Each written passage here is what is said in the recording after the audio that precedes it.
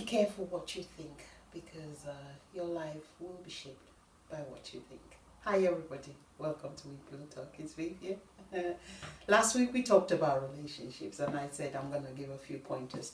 Hey, as I say, I'm not an expert. I only give my own testimony of what I have gone through, and it worked for me, and I'm sure it's going to bless you as well. The first thing that will influence your relationship is how you were brought up. That's the first thing. If we're brought up in a very chaotic environment, you would grow up thinking all relationships are chaotic. If you were brought up in a very loving home, with a lot of care, with a lot of love, you will grow up knowing that relationships are meant to be very loving and very caring and very kind. And that experience when you were young goes to shape you up to this person that you are. And we can all see that because there's certain dramas, certain situations that happen to us when we were young, and you're still holding on to it and you're still influenced by that experience. Why? Because that experience, that incident has shaped you, and until you undo it, you will definitely not break out of that cage. It was just a cage that has caged you in. And so we need to be careful then, knowing that.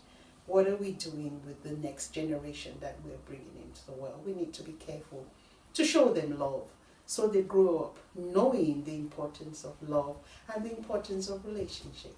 Because a true relationship is based on love, not just a love between, it's why? Because you are love. Your main core of you is shaped out of love, and I'll tell you about that another time.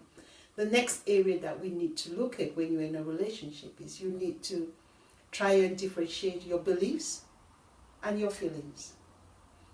You know, sometimes we do things or incidents happen or situations happen. We are very quick to judge people rather than to listen to what they have to say. As I said, conflict is good, but where an incident has happened, whether at work or in your marriage with your spouse, the best thing is we need to go back and say, one question I would ask myself is this, am I relating, am I feeling, the feeling I'm having now in this situation, is it based on this particular situation, or is it based on the series of issues that have happened in the past that I'm actually bringing it into the present? So sometimes when we do that, we end up judging people. And when you judge people, you close the door. But when you return to listen, you open a channel of communication. And so you can resolve whatever crisis or whatever issues that you have, that you're going through or that you're seeing. Even at work, where a boss has treated you badly and you're not sure. When you open that level of communication, you can probably build a better relationship gradually. The next pointer that I want to offer is compassion. There is no perfect man on earth. When we know that we'll make mistakes. And don't be too quick to judge somebody else's mistake, because you're judging them based on their action. But what is your motive of you judging them? Because sometimes we can judge others based on our motives and not based on what they've really done. So let's be careful how we quickly jump into judging other people, but rather put yourself in their position. If you don't even know the facts, why are you then judging them? When you know the facts, put yourself in that situation and ask yourself a question. If I was there, what would I have done differently?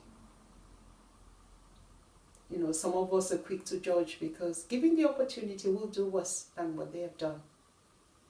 So let's be very careful how we quickly jump into conclusions of judging other people on their action. And sometimes where there is a conflict, the conflict is not only based on the action is just an outcome, but there is a fundamental issue that's going on. It's to get to the bottom of that issue. You can definitely work on that relationship. For me, I put it at, I have a tree in my garden. It's an apple tree. The apple tree produces rotten apples. So every time the apples come out, we go to pluck one, there's always something inside that you can't even eat it because there's an insect or something in the apple. The issue is not with the apple. The issue is with the foundation, with a tree. So there are two ways I can do that. I can either I'm not a gardener, so I can either go to a garden center and do a research and come in and kill the insect, or I can pluck it out and then bear good fruits, or I can actually remove that apple tree and replant a new apple tree to produce better fruits. So when conflict come in, how do you deal with it?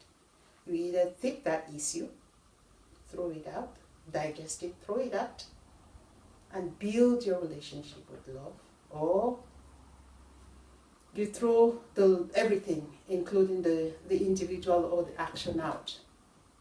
But then if you do that, it's always so easy for me and you to look at a relationship and say, you know what, I don't really need this girl, I'm going to look for a new friend.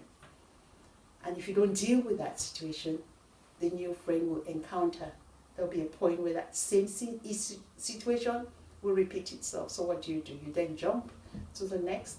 And even in our marriages sometimes, I'm going to talk about marriages another time, where a relationship there's a conflict in it. Do you then dump it and start a new relationship? Or do you work at it and produce better fruits? You know, in life, that's what, if we are this quick, oh, I can't be bothered, I'm going for the next one, you'll end up going around the block a few times and still not being able to hold on to the relationship. And another area of relationship that to me is very important is communication. You know, you don't build a successful relationship, it's not built in a day. It's a continuous communication with one another and bringing out the goals and objective of one another. So as the manual I read says, the two become one. And the only way the oneness happens is that you dialogue with one another.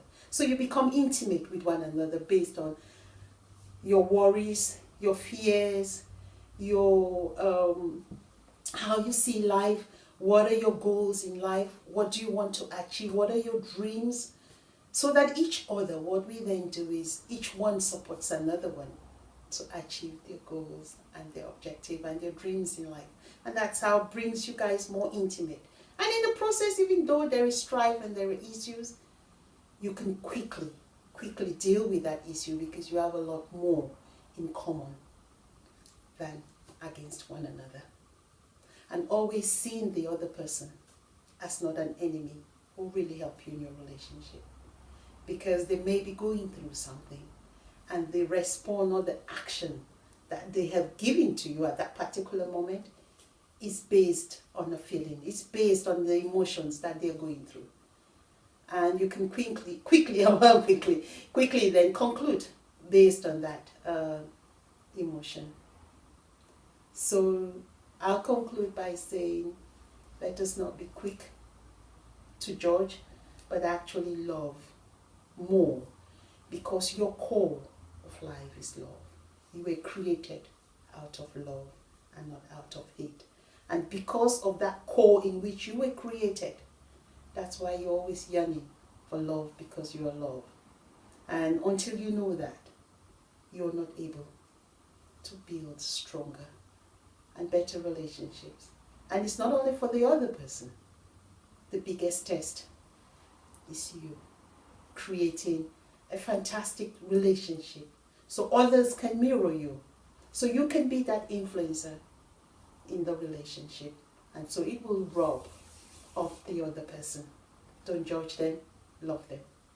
So we can become the best example for the next generation, for the children we're raising, for the cousins we're raising, for the friends around us, and not always blaming the other person. Join us as me and you dig really deep to become a blessing to ourselves and to the next generation. Thank you. Bye-bye.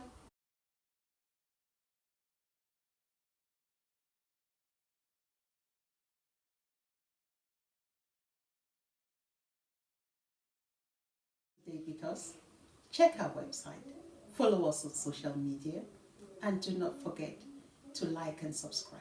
Thank you.